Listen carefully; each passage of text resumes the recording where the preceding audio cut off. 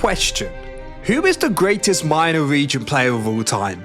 Some of you might be thinking of Kaza, who won MSI in 2018 with RNG, or even Sword Art, a player who's won 3 domestic titles in 3 different countries. But what if I told you it was their classmate instead, Maple, a player who's won 12 domestic championships, competed in 7 different worlds, all within an incredible 11-year-long career?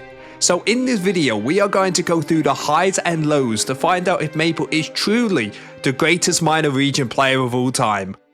But first, let's define what a minor region is.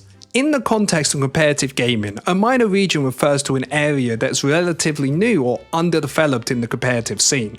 In League of Legends, it's pretty straightforward, as the 4 main regions are North America, Europe, China and Korea, which all received their dedicated servers earlier on, which gave their competitive scenes a significant head start. Meanwhile, other regions received their dedicated servers later on, delaying the growth of their competitive infrastructure. However, there is one notable exception to this pattern, and that's Taiwan, as this region was actually the 5th major region to get a dedicated server, and it's where our story begins, as Maple was born in Taiwan and started his League of Legends career with the Gamania Bears in 2013 at just 15 years old. Maple got a shot on the team due to already knowing the support Sword Art as they went to school together. This team included Stake, Wins, Maple himself, NL, and of course Sword Art. And for the first tournament they played all together, it was a major one, as the winner of the Season 3 Regional Championship would get a spot in the quarter-finals of Worlds 2013. Maple and the team had a pretty solid start to the tournament, with the team going joint top spot with the TPA Snipers. Even with the solid start, Maple's team fell short against the Away Spiders, dropping to the lower bracket. This all came to a head when they made a miracle run back to the finals and were in Game 5 against the TPA Snipers, who they drew in the group stage against. This game would decide if the Gamania Bears would make it to Worlds.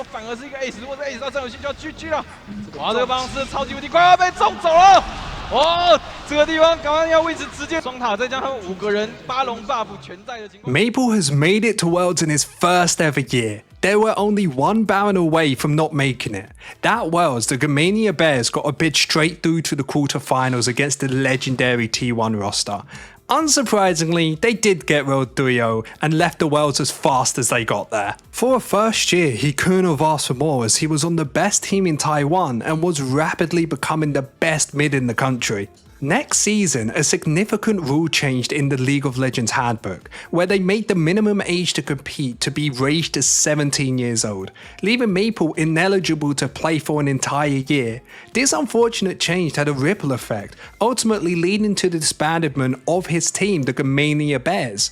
However, there was a silver lining, as a new team came knocking: the Flash Wolves. Now he was on the Flash Wolves, and with a new jungler and a year past, Maple was ready to take over the PCS. In this time, he would break all kinds of records, coming first in 19 tournaments between 2014 and 2018. This was just unheard of for anyone to do, as it was clear for all to see that Maple was the best mid laner in Taiwan, as he only lost 2 trophies before in 2015. Maple and the Flash Wolves seemed just unstoppable. However, even with all their success, Maple could still never make it past the semi-finals at any major tournaments. This led to a big issue in the team, as many of the players Maple came to the team with were either retired, coaches, or looked to the region next to them, China, for a chance to win Worlds or just make a decent paycheck. It was clear to Maple, even with winning everything in the PCS, the only chance he had of winning Worlds is going across the pond, and with him he took his support Sword Art as they joined Suning in the LPL. The team was stacked on paper, literally, as it was a full 10-man roster, and that year they underperformed expectations, ending the season 10th and 8th place. Maple just didn't find his home in Suning, as even with a great team, if it doesn't click, there's not much you can do. So he left Suning behind to join another Chinese team named LNG. Even with this change of pace, the same thing happened again with an underwhelming place of 16 and 13. This ended his journey in the LPL for the most part, as even though Maple had good showings and was clearly a great player in the LPL stat-wise, he could never find the synergy of the team which they needed. In another life, I can see it working out on one of these teams if it just felt more comfortable for him. So with that concluded, in the off-season of 2021, Maple returned to the PCS to look for a team. Since his time after the Flash Wolves, they actually disbanded, meaning he needed to find a new home in the PCS, and the place he chose was the brand new PSG Talon squad. It was like Maple never left, as his new team went on an incredible run, losing only a single series throughout the whole entire year and finishing with a remarkable 35-1 record. They also put up a strong showing at MSI, making it to the quarterfinals before being eliminated by RNG. Maple had shown that even though he didn't have a great couple of seasons in China, if a team gave him a good environment, he could do wonders for them. Then came 2022, marking a challenging chapter in Maple's career. After an unsuccessful split in China, he joins TSM, one of the most dysfunctional teams at the time. With legendary mid laner Bjergsen having retired just a year prior, the immense pressure of taking over TSM's mid lane fell squarely on his shoulders. Paired with the turmoil within the organisation, finishing 9th before he joined, it was no surprise that his stint concluded with 2 disappointing 7th place finishes. Maple just hasn't seemed to have found a place outside of Taiwan where he's felt comfortable and he can call home, as any great player needs a good supporting cast around him, like back in the day when he was on the Gamania Bears. So with his trips to other regions not going as planned, Maple headed back to the PCS, where to no one's surprise, he took over the league again and won every single tournament. In my life of researching players, I've never seen someone so dominant in one region, even with them going to another one and coming back.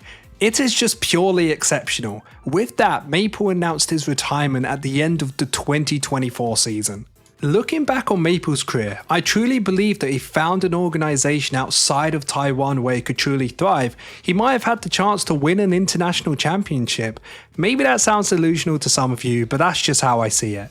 Still, to wrap up this video, one thing is undeniable. With 21 first place finishes in the Taiwan domestic league, no player in history has been more dominant in a minor region as Maple.